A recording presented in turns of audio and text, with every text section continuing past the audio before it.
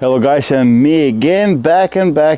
So quick video guys. So what I've done is I have installed the Newbee new trucks onto my test board. If you don't know what I'm talking about, please have a look at the video in the description below, the overview of new Newbee trucks. So let me pick her up. There she is, my beautiful test board. Now you can see the new trucks on it. So these are 340mm reversed dual kingpin trucks. I've got the gear drive swapped over as well, and mechanically the board is together. I have not yet set it up, literally just finished putting the hangers on it.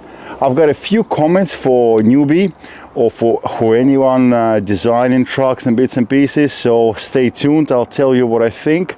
But for starters, let me put my safety Crocs on, and we're going to try and move this deck around to see how she feels. So for starters guys, let me show you the difference between the Matrix 2 quite known trucks, so you can judge the size. So this is what I had on a board before. I'm gonna rest it right there so you can see the difference between Matrix 2 at the front and the Newbee's new hangers. What I'll do is have a look at the screen right now guys. I'm going to show you the difference between the two. So this here is the rear Matrix 2, front Newbee hangers, just to give an idea on the size. Now, overall the board is looking like this now.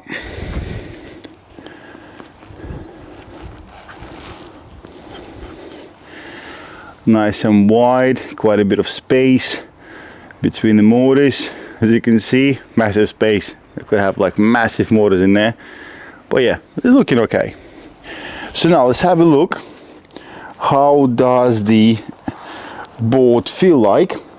Bear in mind that at the moment I do not have anything inside the slave kingpin. You see, it's empty. I only have the master kingpin in use. So let's have a look.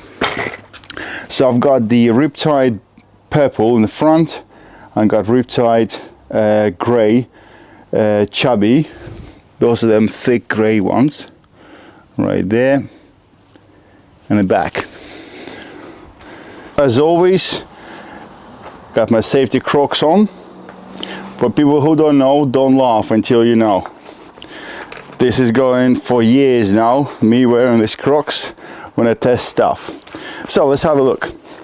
Now the turning. Turning is absolutely super B. Look at this, perfect.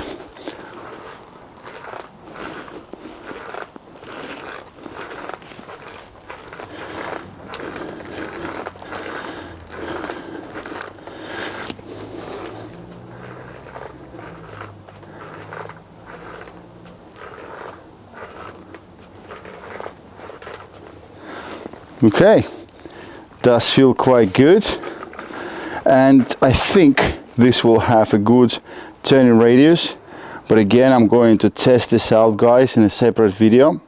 So Newbee, this is probably mostly for you buddy. Number one, this motors could be a little bit higher. So because the I'm not sure it's because the base plate is 15 degrees already, and original setup for the gear drives was for the Matrix maybe, I'm not sure. But if I set the gear drives up one notch, then the motors will be too high and they're going to hit the deck right here. So I think you should have a gear drive plate with the holes that will allow the gear drives to move just a little bit higher. Not too high so it hits the deck, but a little bit higher. So I would like to see my motors just a bit higher off the ground that they are right now. Now number two, the adapters for the gear drives. They were quite hard to put on these hangers. So I had to use hammer on this one, obviously neatly, and I got my little tool so I don't bash it up.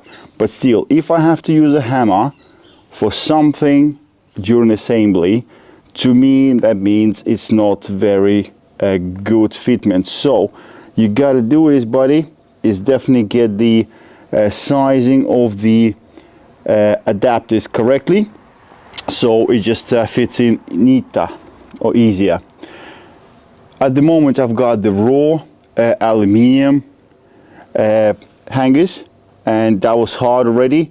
I can imagine if someone has the anodized finish, that's gonna be a bit thicker and that's gonna be even harder to put on. So get the adapters sorted out. One more thing, there was a few people concerned regards to the kingpin being too low to the ground. So let me show you guys how low is actually the kingpin. So as you can see, it's not really that low. I mean, the gear drives will probably hit something before the kingpin will. But yes, you guys are right, the kingpin is the lowest point, but it's not too low.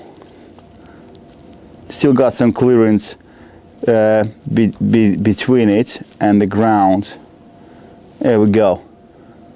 Next step is the Allen keys that hold the axle. Newbie.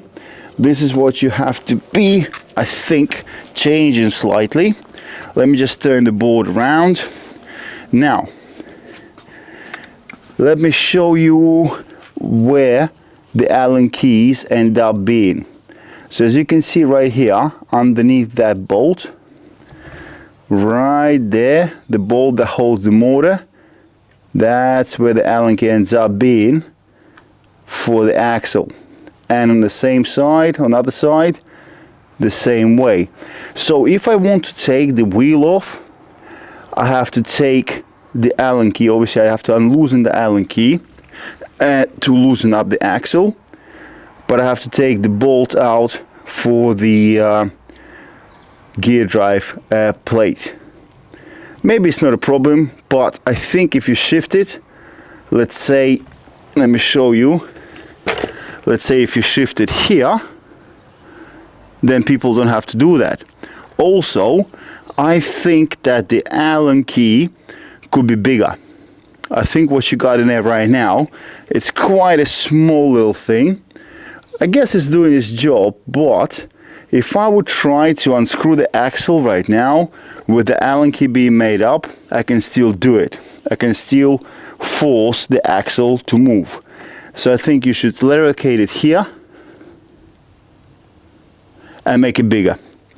Well, it's only me, but so far it looks awesome. Definitely nice design. I like those slots a lot. You can see them when it's installed in an angle like that. Looks beautiful. Well, this is it, guys.